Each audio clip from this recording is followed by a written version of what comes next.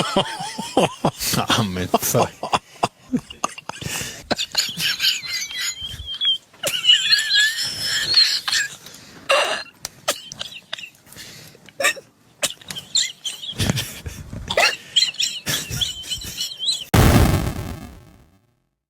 Okay, I'm out of here. You've definitely lost your mind. Since the guy was an ant, by the way, what you feed her? Breadcrumbs?